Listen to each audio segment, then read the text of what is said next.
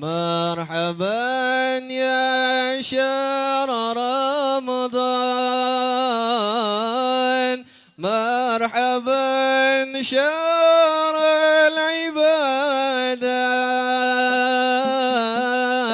مرحبا يا شهر رمضان،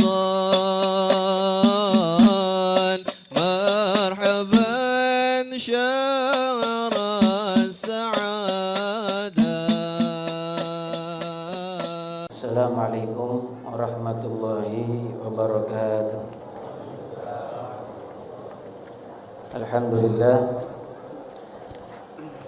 Alhamdulillah Rabbil Alamin, wabihi nasta'in ala umuri dunya waddin, wassalatu wassalamu ala asyrafil anbiya'i wal mursalin, sayyidina wa nabiyyina wa syafi'ina wa maulana Muhammadin wa ala alihi wa sahbihi wa tabi'ina lahum bi ihsanin ila yaumiddin, amma ba'du. Alhamdulillah, puji syukur kehadirat Allah Subhanahu wa taala, masih Allah telah berikan kita kesempatan dan Allah izinkan kita untuk menjumpai bulan Ramadan di malam yang kedua, di mana malam pertama telah lewat dan telah pergi menghadap Allah Subhanahu wa taala dan tidak akan lagi kita jumpai. Jika Allah telah panjangkan umur kita sampai bulan Ramadan yang akan datang, maka malam pertamanya bukan lagi malam pertama yang kemarin. Malam pertama baru yang Allah telah ciptakan, dan begitu seterusnya Allah telah ciptakan malam dan siang, malam dan siang, malam dan siang, agar kita berfikir kepada Allah Subhanahu wa taala. Hadirin hadirat jamaah salat tarawih yang dimuliakan Allah Subhanahu wa taala. Rasul sallallahu alaihi wasallam dalam hal berkaitannya dengan puasa, beliau menjelaskan beberapa hal agar kita yang sedang berpuasa dan orang yang tidak berpuasa dalam menghadapi orang yang sedang berpuasa mengetahui bagaimana cara menyikapi orang yang berpuasa. Ada beberapa adab yang Rasul sampaikan dan Rasul ajarkan kepada kita agar kita dengan adab ini mendekat kepada Allah Subhanahu wa taala. Yang pertama, hadis Rasul sallallahu alaihi wasallam diriwayatkan oleh Imam Al-Bukhari dan Muslim. Di dalam pertengahan hadis itu Rasul mengatakan, "Walladzi nafsi biyadihi la khulufu famis shaim atyab indallahi min rihil misk." Demi jiwaku yang ada di dalam genggamannya, kata Allah, kata Rasul. Bersumpah Rasulullah dengan nama Allah Subhanahu wa taala. Demi jiwaku yang ada di dalam genggamannya, maka demi Allah beliau bersumpah. Sebelum beliau mengucapkan hal yang ingin beliau ucapkan, agar kita memiliki perhatian lebih terhadap apa yang akan diucapkan oleh beliau ini. Kata beliau setelah sumpahnya, la khulufu famis shaim atyab indallahi min rihil misik. Sungguh, setelah sumpah lalu beliau katakan lagi, sungguh bau mulut orang yang berpuasa itu lebih wangi di sisi Allah Subhanahu wa taala daripada wanginya minyak misik. Minyak wangi yang paling mahal, minyak wangi yang paling istimewa yang disebut dengan misik, yang aslinya misik itu adalah darah dari manjangan, darah kijang. Darah kijang ketika tubuh kijang ketika membuat bentolan-bentolan di tubuhnya, lama-lama bentolan itu akan menjadi membesar, dalamnya darah. Lalu lama-kelamaan dia akan jatuh sendiri, seperti jatuhnya pohon kelapa, seperti jatuhnya pohon korma, seperti jatuhnya buah-buah ketika sudah matang. Dan di dalam kantung yang jatuh dari tubuh kijang ini ada darah, dan kelama-kelamaan jika dibiarkan dia akan menjadi minyak wangi. Itu minyak wangi yang paling mahal, itu misik yang aslinya itu, bukan misik yang dijual di abang-abang ini yang 5.000, 10.000, bukan. Itu sejam 2 jam hilang baunya. Tapi yang ini yang asli nih. yang paling wangi dari antara minyak wangi yang lain ini. Maka Rasul menyimpulkan dan menggambarkan bau mulutnya orang yang berpuasa lebih wangi di sisi Allah Ta'ala daripada bau minyak wangi ini. Apa maknanya? Allah Subhanahu wa Ta'ala nggak terpengaruh dengan bau-bauan. Allah Maha Suci dari terpengaruh dengan bau-bauan. Kita yang terpengaruh dengan bau-bauan. Kalau ada bau tidak sedap, kita menghindar. Kalau bukan karena kerjaannya, itu seorang yang bekerja mengumpulkan sampah-sampah orang lain, dia tidak akan mau mendekati sampah-sampah itu karena kerjaannya mau nggak mau dikerjakan. Tapi orang lain yang melewati tempat di mana banyak tumpukan sampah berbau busuk, kalau ada jalan lain, orang akan menghindar dari tempat itu dan dia akan melewati jalan yang lainnya. Karena tabiat manusia pada asalnya nggak suka dengan yang busuk, suka dengan yang wangi. Itu tabiat manusia. Tapi Allah Ta'ala berbeda dengan manusia. Allah Ta'ala mengatakan di dalam ayat-ayat yang banyak bahwa dirinya berbeda dengan makhluk. Maka di dalam akidah Ahlussunnah wal Jamaah kita mempelajari satu sifat Allah yang disebut dengan mukhalafatun lil hawadits. Allah berbeda dengan makhluknya. Kalau kita terpengaruh dengan yang wangi, kita demen, kita suka. Dengan yang busuk kita nggak suka, kita menghindar. Allah nggak perlu dengan hal-hal yang begitu, dan Allah tidak terpengaruh dengan wangi-wangian dan dengan bau busuk-busukan. Lalu maknanya apa dalam ayat-ayat ini? Rasul mengatakan baunya mulut orang yang berpuasa lebih wangi di sisi Allah Ta'ala daripada minyak wangi misik.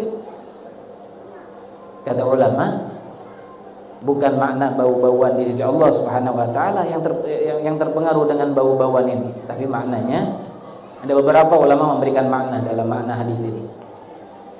Yang pertama, sebagaimana kita cinta dengan yang bau-bauan, senang dengan yang wangi-wangian, maka digambarkan untuk Allah Subhanahu wa Ta'ala lebih senang kepada baunya orang yang berpuasa melebihi senangnya kita kepada bau-bau wangian yang kita sukai.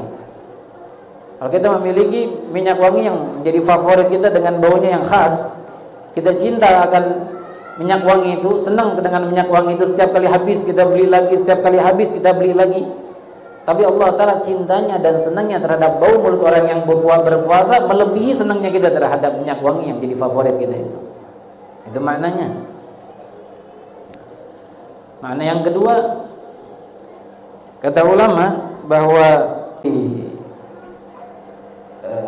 dalam kehidupan kita ini ada hal-hal yang disunahkan yang berkaitan dengan minyak wangi, seperti hari Jumat, hari Idul Fitri, hari Idul Adha. Kita ketika mau pergi ke masjid, kita disunahkan pakai minyak wangi. Atau mau hadir ke tempat perkumpulan kaum muslimin, itu diperintahkan, dianjurkan untuk pakai minyak wangi. Ada pahala di situ. Nah, kata ulama di antara makna hadis tadi, bau mulutnya orang yang berpuasa itu pahalanya di sisi Allah Subhanahu wa Ta'ala lebih besar dari pahala pakai minyak wangi di hari Jumat. Lebih besar pahalanya daripada pakai minyak wangi di hari Idul Fitri, pakai minyak wangi di hari Idul Adha. Ini berpahala, tapi pahala bau mulut orang yang berpuasa itu pahalanya di sisi Allah lebih besar daripada bau minyak wangi ini ketika digunakan waktu hari Jumat dan lain-lainnya. Itu maknanya kata ulama. Lalu di dalam hadis ini ada satu hal yang berkaitan dengan batin yang diajarkan oleh Rasul kepada kita sekalian. Ada batin antara kita dengan makhluk dan antara kita dengan Allah Subhanahu wa Ta'ala. Rasul ingin mengajarkan kita, kalau melihat makhluk yang lain, melihat manusia yang lain, melihat muslim yang lain, atau bahkan melihat orang kafir sekalipun, tidak sama sekali kita dianjurkan melihat dan menilai mereka dari sisi zahirnya. Ketika sisi zahir seseorang tidak bagus untuk dinilai. Berapa banyak orang yang di sisi Allah Ta'ala derajatnya tinggi, seorang aulia, seorang kekasih Allah Subhanahu wa Ta'ala, doanya mustajab, tapi hidupnya di antara manusia nggak dipedulikan banyak orang. Pakaiannya mungkin compang-camping, makanannya mengkais-kais makanan dari makanan yang dibuang di tempat sampah oleh orang-orang, oleh para pemilik restoran dan rumah makan. Mungkin makannya dari situ. Terkadang ia dengan anjing atau dengan hewan lain berdampingan, yang hewan itu makan makanannya, dia makan makanannya karena mengkais makanan dari tempat-tempat pembuangan sampah. Kadang seperti itu, tapi di sisi Allah Ta'ala besar kadarnya dan di sisi Allah Ta'ala tinggi martabatnya.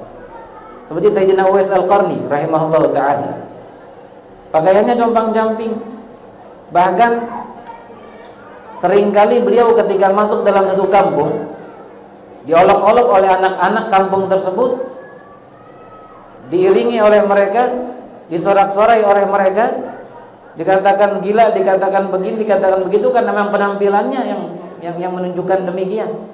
Tapi di sisi Allah Subhanahu wa taala, Uwais Al-Qarni merupakan seorang tabi'in, seorang salihin yang sangat begitu besar martabat di sisi Allah Ta'ala, dan bahkan Rasul sallallahu alaihi wasallam memuliakannya. Sebab itu Rasul mengatakan dalam hadis, rubba ash'ath akbar lau aqsama 'alallahi la abarra. Kata Rasul dalam hadis ini, berapa banyak orang yang kumel, dekil, rambutnya enggak aut-autan, enggak rapi, pakaiannya compang-camping, berapa banyak orang yang begini, kata Rasul, jikalau dia bersumpah dengan nama Allah Ta'ala, Allah Ta'ala akan luluskan sumpah. Kalau dia bersumpah, ya Rabb, demi zatmu yang maha mulia turunkan hujan, Allah Ta'ala akan turunkan hujan. Kalau dia bersumpah, ya Allah jadikan begini, maka akan terjadi seperti yang diinginkan. Allah Ta'ala mengikuti kehendaknya, karena orang itu mulia. Rubba ash'ath akbar, berapa banyak orang yang dekil, kumal, tapi keadaannya di sisi Allah Ta'ala mulia. Di dalam masalah puasa, siapa yang senang dengan bau mulut orang yang berpuasa di tengah hari? Bau yang busuk yang keluar dari perut yang sudah kosong. Ketika kita berhadapan dengannya, kita tidak akan suka menyium baunya. Tapi Rasul dalam hadis ini menuntun kepada kita, jangan lihat itu, lihat martabatnya di sisi Allah. Lihat martabat orang yang berpuasa di sisi Allah Ta'ala, lebih wangi daripada rihal misik, daripada baunya minyak wangi misik. Maka Imam Al-Ghazali mengajarkan kepada kita beberapa hal tentang hal melihat kepada orang lain. Kata Imam Ghazali, kalau kita melihat kepada orang yang lebih tua dari kita, bilang dalam hati, bukan dengan lisan kepadanya kita katakan, bilang dalam hati, orang ini lebih tua dari aku, maka dia lebih banyak sholatnya daripada diriku, maka dia lebih afdol daripada aku. Orang kalau umurnya 60 tahun, 70 tahun, apalagi lebih daripada itu, otomatis sholatnya banyak kan. Apalagi kalau dia rajin ibadah. Kita yang umurnya 40, 30, lebih dikit dan sholatnya, maka dia lebih afdol karena ibadahnya lebih banyak. Kalau kita melihat kepada orang yang lebih kecil umurnya daripada kita 40, dia 20, kita 80, dia 50, maka kata Imam Ghazali, lihat kepadanya dengan pandangan berikut. Bagaimana caranya? Ini orang umurnya lebih sedikit, artinya maksiatnya lebih sedikit, dan kita umurnya lebih banyak, berarti maksiatnya banyak kan, dia lebih afdal daripada kita. Melihat kepada sesuatu yang kemungkinan terjadi di masa yang akan datang. Seperti kita melihat orang kafir, kata Imam Ghazali, kalau kita melihat orang kafir, gak boleh bahkan kita melaknatnya karena kita gak tahu umurnya akhirnya bagaimana. Kemungkinan dia masuk Islam di akhir umurnya, kemudian dia masuk dalam surganya Allah Ta'ala, karena setelah masuk Islam semua dosanya diampuni Allah. Setelah itu dia wafat, walaupun belum sholat sekalipun, kalau sudah masuk Islam, kemudian setelah masuk Islam mengucapkan 2 kalimat syahadat, langsung dia wafat, maka tempatnya surganya Allah Subhanahu wa Ta'ala. Ketika kita melihat orang kafir, pandang mereka dengan pandangan hati kita dengan mengatakan, ini orang kafir memang, tapi mungkin dia wafatnya husnul khatimah, sedangkan aku walaupun muslim, aku nggak tahu bagaimana akhir umurku. Rupanya di dalam hadis diceritakan oleh Rasul, Bani Israel, di zaman Bani Israel ada seorang yang menyembah Allah Subhanahu wa Ta'ala, jadi orang ahli ibadah 500 tahun, tapi wafatnya su'ul khatimah. Wafatnya berzina, kemudian mabuk-mabukan, kemudian membunuh orang sampai akhir dibunuh oleh masyarakatnya, wafat dalam su'ul khatimah pada 500 tahun ibadah. Gak bisa kita menjamin diri sendiri apakah akhir umur kita baik, walaupun kita selalu mengharap kepada Allah Ta'ala dalam husnul khatimah wafat kita. Dengan demikian kita diajarkan di dalam makna, di dalam baunya mulut orang yang berpuasa untuk menilai kepada seseorang itu batinnya di sisi Allah Ta'ala, kedudukannya di sisi Allah Subhanahu Wa Ta'ala. Ketika kedudukan seorang gak ada yang tahu kecuali Allah, maka harus satu jalan yang wajib kita tempuh, husnudzon dan prasangka baik kepada orang yang ada di sekeliling kita, apalagi orang itu rajin sholat, apalagi orang itu seorang yang berilmu tinggi, seorang yang sangat soleh, seorang yang dikenal sebagai seorang yang banyak ibadahnya di sisi Allah Subhanahu Wa Ta'ala, terlebih lagi yang seperti itu, dan juga orang-orang yang selain mereka. Semoga Allah Subhanahu Wa Ta'ala terima amal ibadah kita, terima puasa kita, terima segala infak dan sedekah kita, terima salat tarawih kita, terima semua yang kita amalkan di sisi Allah Subhanahu Wa Ta'ala, dan diberikan kita banyak umur dalam sehat walafiat, dan diwafatkan dalam husnul khatimah. Amin amin ya rabbal alamin. Wassallallahu ala sayyidina Muhammadin nabiyil ummi wa ala alihi wa sahbihi wasallam. Alhamdulillahi rabbil alamin. Assalamualaikum warahmatullahi wabarakatuh. مرحبا يا شهر رمضان مرحبا شهر العبادة مرحبا يا شهر رمضان مرحبا شهر